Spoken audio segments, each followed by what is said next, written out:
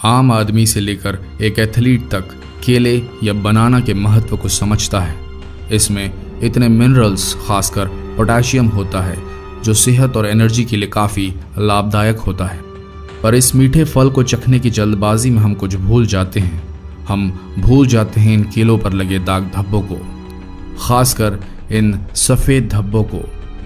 अगर केले पे ये धब्बे दिखें तो ये केला एक स्वादिष्ट और स्वास्थ्य के लिए लाभदायक फल से एक खतरनाक चीज़ में तब्दील हो जाता है। तो आखिर क्या होता है इन सफ़ेद धब्बों के पीछे, इन वाइट पैचेस के पीछे? ये वीडियो अंत तक देखें और जितना हो सके शेयर करें, क्योंकि हो सकता है आप किसी को नुकसान होने से बचा पाएं। केले कितने खतरनाक हो सकते हैं, इस चीज़ को समझने के लिए हमें इन दो केसेस पर गौर करना होगा। केस नंबर 1, सन 2013 इंग्लैंड। एक 29 साल की युवती स्टोर में जाती है और वहां से केले खरीद कर घर ले आती है, बिल्कुल वैसा ही जैसा हम आप करते हैं। उस युवती को इन केलों पर कुछ सफ़ेद रंग के पैचेस या धब्बे दिखते हैं, पर जैसा कि हम सब करते हैं, युवती धब्बे वाली जगह को काटकर बाकी केला खाने की कोशिश में रहती है और ये उस युवती की सबसे बड़ी भूल साबित होती है। युवती को लग रहा था कि ये सफ़ेद धब्बा एक आम मोल्ड या हिंदी में कहें तो आम फफूंदी होगी, लेकिन ऐसा था नहीं। उस सफ़ेद धब्बे के पीछे कुछ और ही छिपा था।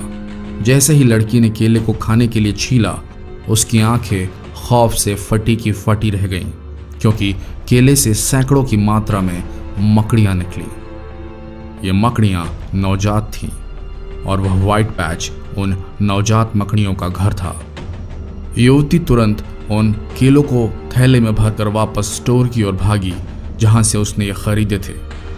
जब स्टोर मैनेजर ने इन केलों का निरीक्षण कराया तो पेस्ट कंट्रोल वालों को इन केलों में से दुनिया की सबसे खतरनाक और विषैली मकड़ी की प्रजाति मिली, जिसका नाम है ब्राजीलियाई वॉन्डरिंग स्पाइडर।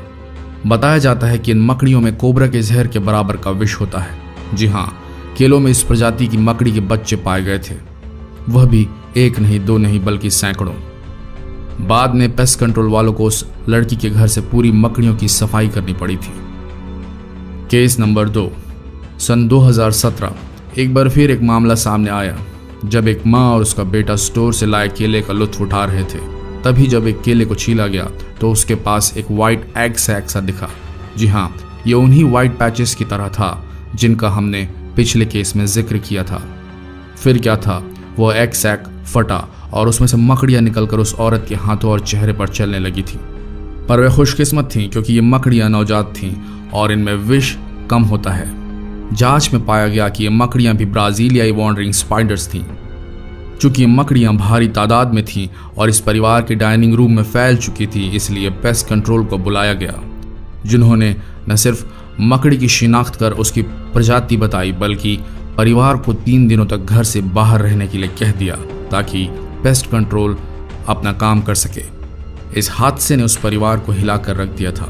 खुद उस औरत ने यह कबूला था कि उसे अब केले खरीदने से डर लगता है। दोस्तों, तथ्य यह है कि मकड़ियाँ केलों में जाकर अपने अंडे दे देती हैं। जब गैर जिम्मेदाराना तरीके से केलों की इन फसलों को बिना सही चेकिंग के फल विक्रेताओं को बेच दिया जाता है, तब ऐसे हादसे होते हैं। तो आप भी सचेत हो जाएं, दागदार केलों से दूर रहें, खासकर सफ़ेद चत्ते वाले या सफ़ेद धब्बे अगर आपको केलों में दिखें तो इन्हें बिल्कुल खरीदें ना, और ना ही सफ़ेद दाग वाले भाग को अलग कर केलों को खाने की सोचें।